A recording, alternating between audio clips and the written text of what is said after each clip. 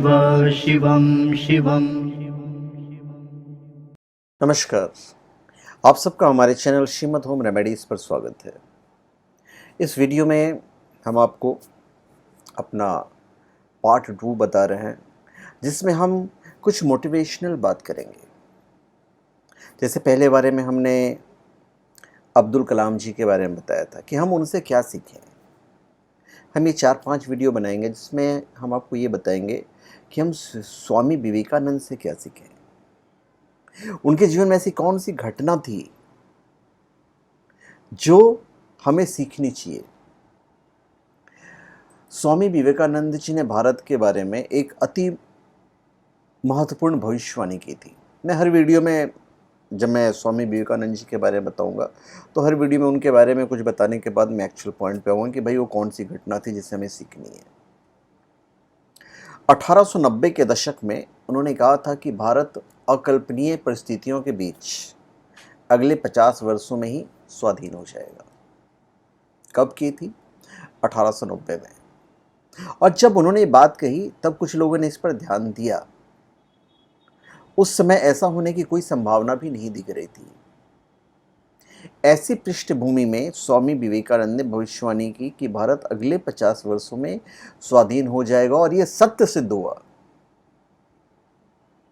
विवेकानंद जी ने एक और भविष्यवाणी की थी जिसका सत्य सिद्ध होना शेष है। उन्हें कहा था कि भारत एक बार फिर समृद्धि और शक्ति की महान ऊंचाइयों पर उठेगा और अपने समस्त प्राचीन गौरव को पीछे छोड़ जाएगा। स्वामी विवेकानंद ने कहा था कि भारत का विश्व गुरु बनना केवल भारत ही नहीं अपितु विश्व के हित में है। विवेकानंद जी ने कहा था कि समाज का नेतृत्व चाहे विद्या बल से प्राप्त हुआ हो चाहे बाहुबल से, पर शक्ति का आधार जनता ही होती है। और उनका मानना था कि प्रजा से शासक वर्ग जितना ही अलग रहेगा वह उतना ही दुर्बल होगा। हमें नहीं भूलना चाहिए कि यथार्थ भारत झोपड़ी में बसता है आज भी, गांव में बसता है आज भी। इसलिए भारत की उन्नति भी झोपड़ी और गांव में रहने वाले आम जनता की प्रगति पर निर्भर है। तो हमारा पहला कर्तव्य दीनहीन, निर्धन, निरक्षर किसानों तथा श्रमिकों के चिंतन का है। अतीत से ही भविष्य बनता है, अतः यथासंभव अतीत की ओर देखो और उसके बाद सामने देखो, और भारत को उज्ज्वल तक पहले से भी अधिक पहुंचाओ। तो भाई उनके जीवन की जो एक घटना है, मैं 2 घटना इस वीडियो में बताऊंगा। उसमें एक है विनम्रता, एक अनमोल गुण है, इसे सीखिएगा। तो एक बार की बात है जब स्वामी विवेकानंद जी इंग्लैंड में थे। बातचीत के दौरान स्वामी विवेकानंद जी ने अपने मित्र की अंग्रेजी को ठीक किया था। स्वामी विवेकानंद जी तो हिंदुस्तानी थे और जो उनका मित्र था वो उनका मातृभाषा कोई गलत कैसे बोल सकता है। तो उनके मित्र ने कुछ कहा तो भाई स्वामी विवेकानंद जी से सही किया। तो उनके मित्र ने यह कहते उनका विरोध किया कि अंग्रेजी उनकी मातृभाषा है और वो जो कह रहे हैं उसे ठीक करने की कतई ज़रूरत नहीं है, आवश्यकता नहीं है। तो विवेकानंद जी मुस्कुराए और बड़ी नम्रता से बोले, मुझे भाषा का ज्ञान है क्योंकि मैंने इस भाषा को सीखा है और तुमने सिर्फ प्राप्त किया है। बहुत गहरी लाइन है कि मैंने सीखा है, मैंने फ्लाइट बनाना सीखा है। जब सीखा होगा तो सीधी बात है परफेक्शन होगा। और इनकी इस बात को सुनकर उनके मित्र बड़ा ही भाव विभोर हो गए।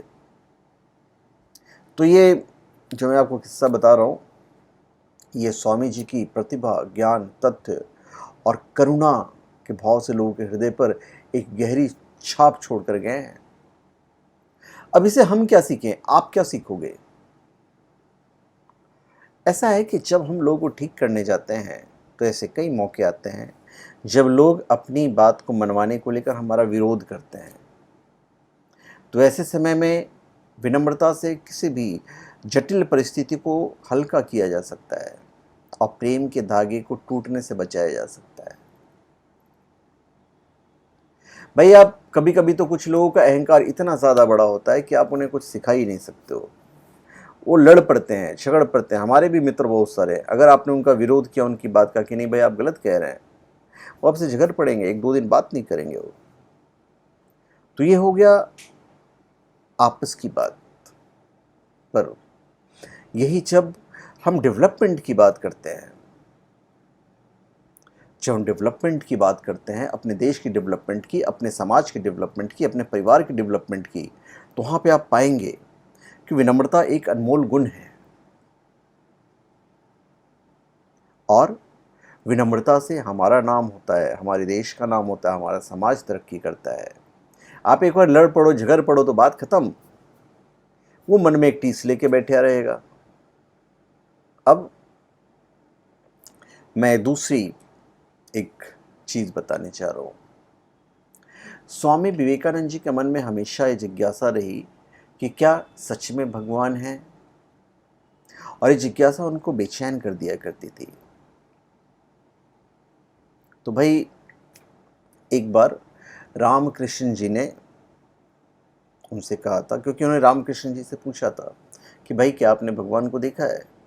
तो रामकृष्ण जी बोले कि हाँ, मैंने भगवान को देखा है।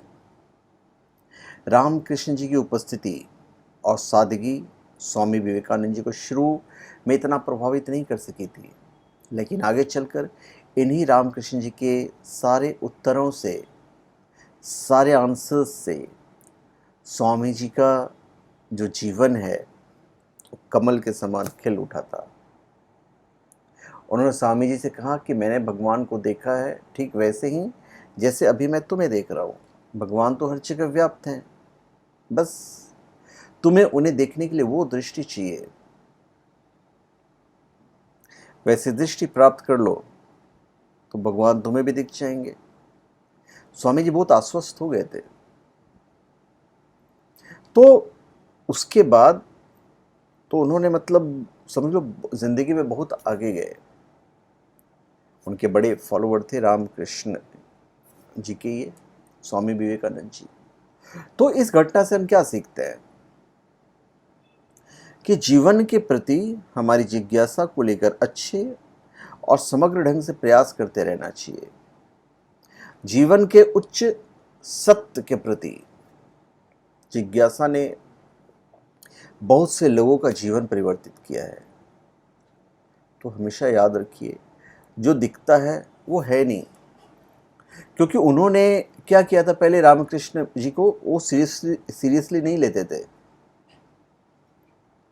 पर बाद में जब उन्होंने प्रश्न किया और जब उन्हें उत्तर मिला, फिर तो ऐसा था कि वो सारी बात मानते थे।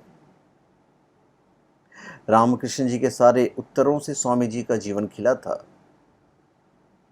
तो हमें कभी भी किसी को अंडर एस्टिमेट नहीं करनी चाहिए कि भाई ये तो बस ऐसे ही है, बेकार है।